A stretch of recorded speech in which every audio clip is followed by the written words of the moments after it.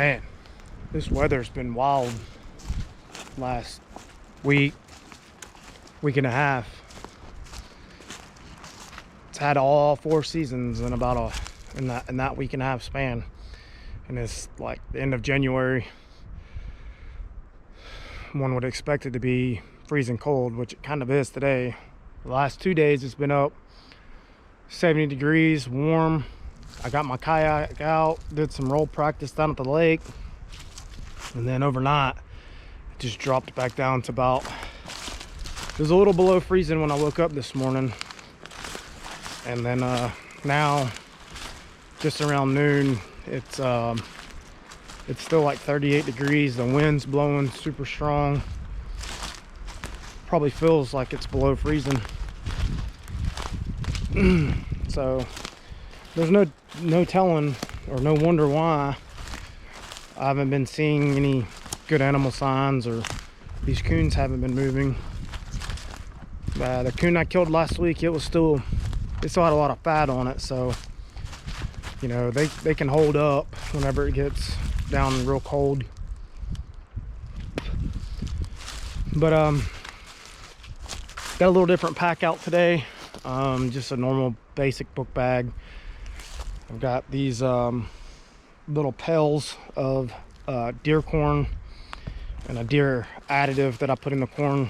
Each pail weighs about 7 pounds, so about every 2 weeks I'll bring down 25-ish pounds of corn and put in a new memory card. And like I was saying, about every 4 days, or by 4 days, it'll be gone, and there'll be over 1,000 pictures on the camera. So I'm coming down here to also check these raccoon traps, and I'm standing here looking now, and there's the dog proof right there, and then that tree down there behind it is where the other foothold was. And of course nothing overnight, so I'm gonna go ahead and pull these up, get this corn out, get a fresh memory card in the camera, and then I'm gonna see if I can find a place down here down off in the valley where I could do this gun video. I'm gonna show you guys my Trapline gun today. Stay tuned.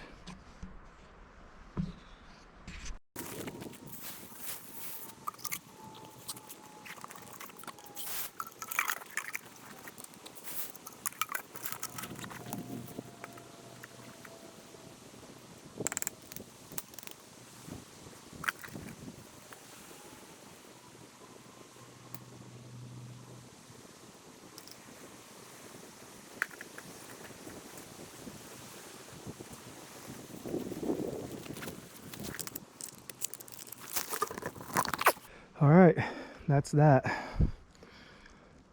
23 pounds or so of corn, and I went ahead and pulled both of the raccoon traps I had. Didn't even take me 5 minutes.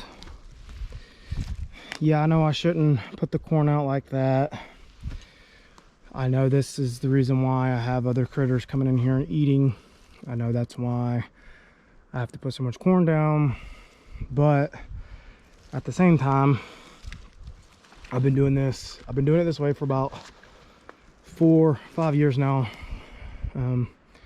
Not since I've lived at the cabin up here, but a couple years after I moved in, I started really getting focused on hunting. Or not really focused on hunting, but I definitely started pulling corn out. And I didn't really start getting focused on hunting until last year, but I've always had corn down here. I've always had the deer coming in, and I've always done it like this. I've just never put enough effort into going and buying a tripod stand because I wasn't trying to hunt them at the time. And then now, since the last year, I've actually shot one and realized how beneficial to me and all the tallow and different components of the deer are as far as homesteading and sustainability. I'm gonna invest in the tripod this year and get it up so I can get these deer coming in during the daylight hours. Hopefully at the end of 2021, during deer season here in North Georgia, I'll be able to kill me 3 or 4 this year. The one I killed back in December, I shot it December 1st, processed it and ground all my own meat, and it didn't even last a month between me and my family. We just ate that sucker up. I got a little bit of backstrap left and inside tenderloin still, but I had like roughly 18 pounds of ground meat, and yeah, I mean, it was 8 in less than a month. So, but we're gonna look around now down here in this valley, and or somewhere. I'll walk around and find a spot to set up and do this gun video. But right down there is where I was just at with the corn for the deer and the raccoon sets that I had out that I pulled. Just walked up the hill here, and we've got these big rock formations. We have them all over the mountain up here. Look like a good enough spot to me. We're still kind of down from the ridge up there, so the wind's more in the tops of the trees instead of right on us. But we'll go ahead and get into this gun review. So this gun is a Rossi RS 22 long rifle. I bought the gun as a bear gun, found a super good deal on it. We actually bought 3 of them the day that we got it. They were $145 after tax out the door. Again, it was a bear gun. The one downfall that I seen or noticed right off the bat before I even shot the gun was it's got the dovetail mounts on it, like like an older 22 or an air gun would have. So I bought probably 3 or 4 different sets of scope rings, trying to fit that scope, before I finally realized that I needed to get the dovetail to Picatinny conversion.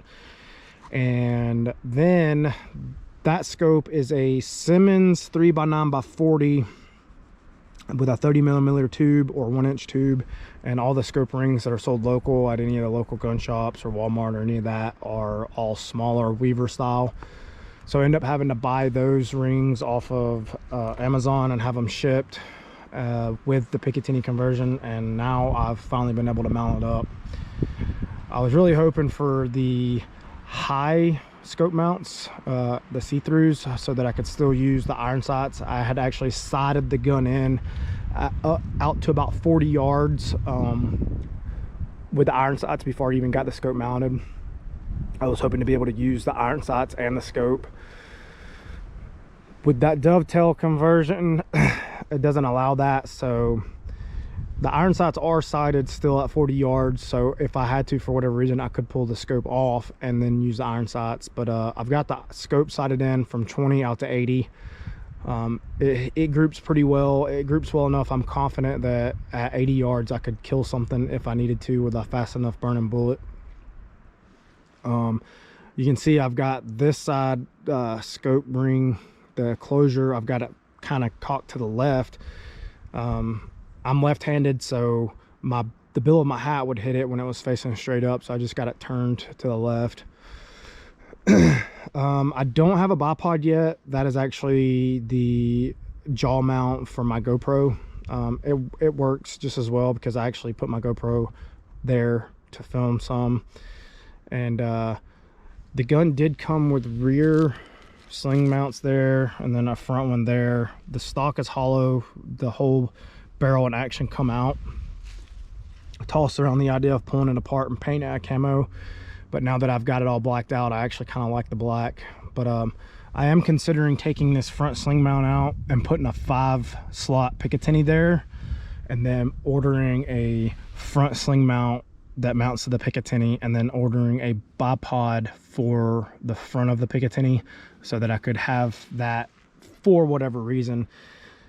This gun is really overbuilt for trapline stuff. Everything I do is point blank shooting. The scope, the bipod, the sling, all that's really unnecessary, but I just like firearms and building them out, so that's what I did. And so the inside of this stock was actually hollow, and it's hollow all the way up to here, and so that allowed my brain to start working. And this plastic bag here, actually the scope came in, I just repurposed it, and down inside this plastic bag I keep an extra bag of ammo. There's 25 shells in there, and then I also keep this Firebird butane lighter. The lid opens, and the inside of the lid I have Vaseline, and on a cotton ball is a fire tinder. I have 3 foot of duct tape holding 3 foot of paracord with a hair bow. Duct tape is also fire tinder. Cool thing about this lighter is on the bottom it's got a knob that I can turn the butane on and off so that it doesn't have a chance of leaking out. I have this little pocket knife just in case that I didn't ever have another knife on me. There is one in there. And then these zip ties, I've got the sling zip tied so that there's no extra excess hanging off, but you also never know when you may need another zip tie. This Allen key here actually fits the Picatinny adapter and the scope ring, so in the event that I need to take the scope off or the scope breaks in the middle of the woods, I have the tool in the stock to take it off. The butt plate is held on with just a couple little small Phillips head screws. My Leatherman here, it locks, so this Phillips head screwdriver attachment works perfectly to take that off. It doesn't even take but a minute off, minute on. I leave it open with the pliers out. I use the pliers to pull the stuff out of the stock because it's pretty tight down in there. And I did have to modify the butt plates. It was ribbed, and you can see it's kind of butchered up, but I just took my sharp pocket knife and cut the ribs down so that it would fit flush with all the stuff packed down in there. And so this magazine, it came with the gun. It holds 10 shells. You can buy extra magazines off the Rossi website, $25 shipped. I've not found them anywhere else yet. I'm sure they're out there, I just haven't looked hard enough. I'll put it in, I'll load one in the chamber, and then I'll pull the mag back out, put the extra shell in to make it 11 rounds total. And then generally I'll put the magazine in my pocket so that it doesn't get caught on stuff, and just leave the one chambered as I'm walking. When I get to wherever I need to use the gun, or if I need to use it, I'll just pull the magazine out of my pocket and pop it in. The magazine release is here, right just in front of the trigger guard. You can actually, it pushes forward and the mag will drop right out. Safety's here, so it's quick, you know, with that index finger, the trigger finger, you can just reach up and pop it. The front sights are pretty big, and the front iron sights, so you don't see it in the scope, but it has a tendency of catching things when you've got it on your shoulder or in the pack like I had it yesterday walking through the woods. The gun is super dirty right now. I haven't cleaned it. I will wipe it down every few days if I'm not going to be using it, but if I'm going to be using it on the line every day, there's no point because it's just going to get dirty anyways. It's kind of why I wanted to buy a cheap gun just to beat on, because that's what's going to happen to it out here. It's going to be scratched, it's going to get dirty, it's going to get wet, it's going to get mud on it. I was actually using an older Marlin 22 that was passed down to me years ago, and I decided that I didn't want to beat it up, so I got this. I bought this gun. This sling I ordered off of Bass Pro. I think it was like 10 bucks, 11 bucks. It's padded. It's pretty long, that's why I have it zip tied up here so it's not hanging down everywhere. But it does good. I've killed a few animals with it already. Again, point blank. I've not had to reach out with the scope, but it's there just in case I want to. And then just back onto all this stuff. With it being in the stock of the gun, it's just an added security. If I wanted to, I could just grab that gun and go into the woods, and I would be confident that I could survive with this stuff. It would be minimal, but it could be done. But I don't ever just grab this gun and go into the woods. I always have my pack with me, and if I have a pack with me, I always have an extra kit that I will be able to survive in a scenario that I need to. Probably overkill, the whole gun's overkill, the kit being in the stock is overkill, but that's me, that's how I work, that's how everything I do has survivability in mind. So if you're interested in a good shooting gun, fairly accurate, I've shot 2 different types of ammo out of it. This ammo that I have here is TAC 22. A buddy of mine and myself, we ordered 2,000 rounds not long ago. Split the difference. I got 1,000, he got 1,000. It's a good shooting ammo. It's pretty low burning, so it's not as fast as the other ammo I was shooting. CCIs out of it. The CCIs had a different report, and they also were maybe just a tad more accurate, out at around 60 yards, but not enough that it's a concern. Cheap gun. I don't know if I would compare it to a 1022, but it's definitely worth owning, worth having so far. I haven't had no stovepipes, no jams. I have actually cleaned the barrel and the action and lubed it several times. That is one part of the gun that I try to keep clean. So taking care of the action in the barrel is probably the most important part, followed by the blue on the barrel on the outside, which does not get as much attention as it needs. But again, I bought it to beat on, so that's what it's going to be used for. So I'm going to go ahead and pack all this back up. I'm going to put the camera over here to the side and record me doing so. I'll probably speed it up just for sake of length on the video. So bear with me.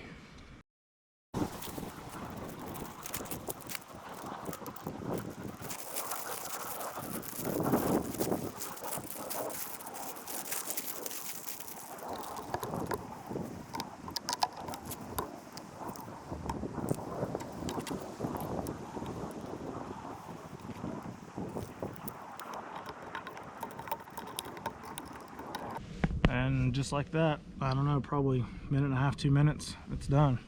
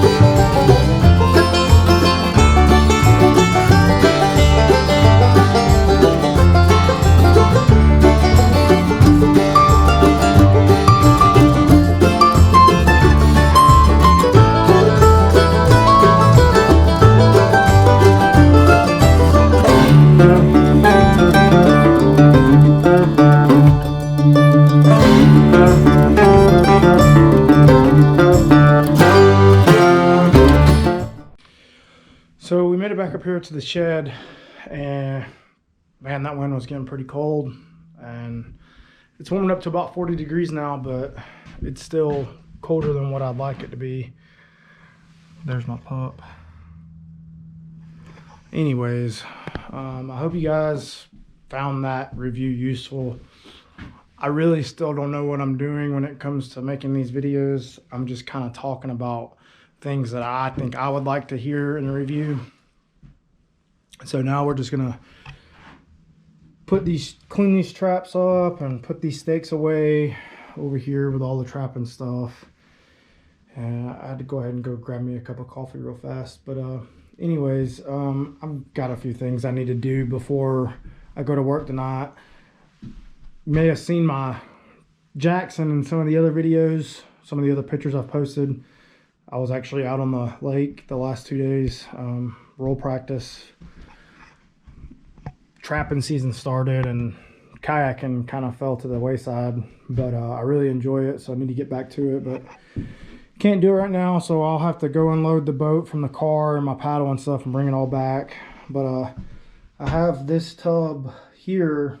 It's got a coyote fur, a raccoon fur, and 2 squirrel furs in it. They've been in it for 48 hours now.